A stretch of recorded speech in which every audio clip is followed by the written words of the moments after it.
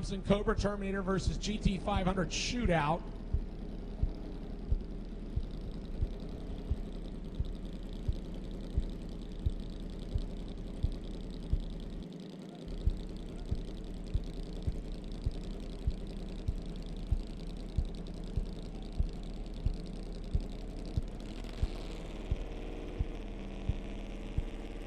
So staging up here is going to be Alan Joyner and Dwayne Hickman, the number 5 qualifier in the left lane and the number 2 qualifier in the right lane with the big zoomies on it.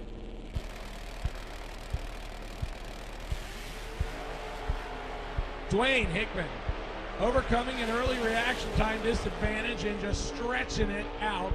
777, 172 miles an hour, and that will get the win and move him to the semifinals. And a 9:14 and 1:16 for Joyner is not going to be good enough.